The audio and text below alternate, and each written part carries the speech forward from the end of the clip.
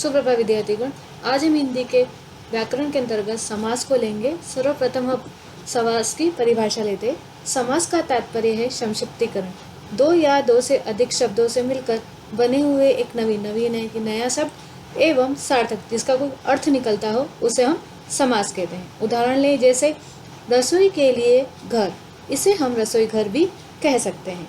समस्त राजकुमार, पूर्व शब्द यानी कि पहला शब्द राज, उत्तर शब्द यानी दूसरा शब्द कुमार।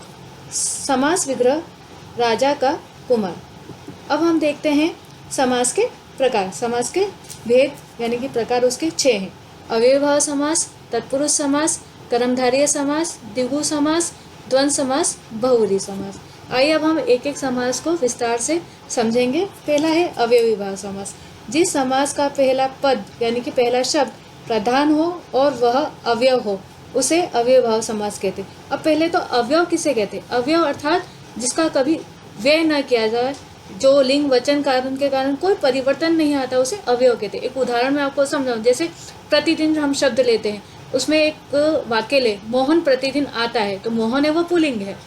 सोनल प्रतिदिन आती है तो स्त्रीलिंग है। अब हम देखेंगे इन दोनों उदाहरणों में प्रतिदिन एक जैसा ही आ रहा है, इसमें कोई बदलाव नहीं होता, उसे अवयव कहते हैं। अब हम अवयव के उदाहरण देख लेते हैं।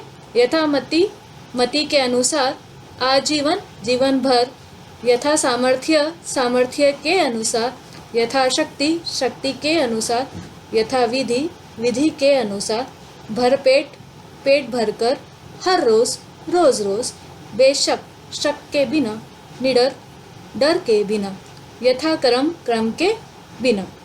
आइए अब हम दूसरा प्रकार देखते हैं, तत्पुरुष समास। जिस समास का उत्तर पद यानी कि दूसरा शब्द प्रधान हो या पूर्व पद यानी कि पहला शब्द गौण हो उसे तत्पुरुष समास कहते हैं। इसके उदाहरण देख लेते हैं।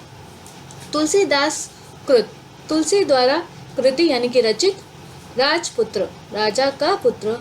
समाज सेवा, समाज की सेवा।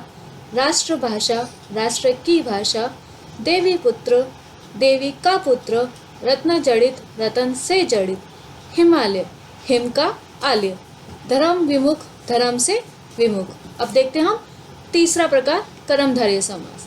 इस समास में पहला पद विशेषण होता है तथा दूसरा पद विशेष्य होता है, इसे कर्मधारय समास कहते हैं। उदाहरण हम देखें, नील गाय, नीली है जो गाय, जो नीली है वो उसकी विशेषता बता रही है, यानी कि विशेषण की परिभाषा यही है, जो किसी संज्ञा सर्वनाम की विशेषता बताते हैं उसे विशेषण कहते हैं। आइए दूसरे आगे भी उदाहरण देखते हैं। नवयुवक, नया है जो युवक। छुट भैया, छोटा है जो भाई।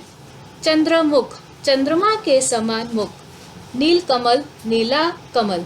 सज्जन, सत का अर्थ होता है अच्छा, जन। महात्मा, महान आत्मा। दीर्घ आयु, दीर्घ आयु। अब देखते हैं हम चौथा प्रकार, द्विगु समास। जिस समास में पहला पद संख्यावाचक विशेषण हो और समूचे शब्द से कुछ वस्तुओं का समूह सूचित करे उसे द्विगु समास कहते हैं। देखिए पहला इसका उदाहरण, त्रिमूर्ति, 3 मूर्तियों का समूह। जो पहला ही शब्द है तीन, जो संख्यावाचक को बता रहा है और समूह भी हमें आगे बता रहा है। चौराहा, 4 राहों का संगम। सप्ताह, 7 दिनों का समूह। तिरंगा, 3 रंगों वाला। पंचामृत, 5 अमृतों का योग। नवग्रह, 9 ग्रहों का समूह। नवरात्र, 9 रात्रियों का समूह। त्रिकोण, 3 कोणों का समूह। आइए हम पांचवा प्रकार देख लेते हैं, द्वंद्व समास। जिस समास के दोनों पद प्रधान होते हैं तथा विग्रह यानी उसे अलग करने पर और या एवं लगता है वह द्वंद्व समास होता है। उदाहरण देखते हैं, पाप पुण्य, पाप और पुण्य। सीताराम, सीता और राम।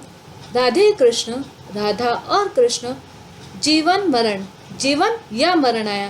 देखो पहले के जितने भी उदाहरण है उनमें सब में और आया और इसमें या आया। देवासुर, देव और असुर।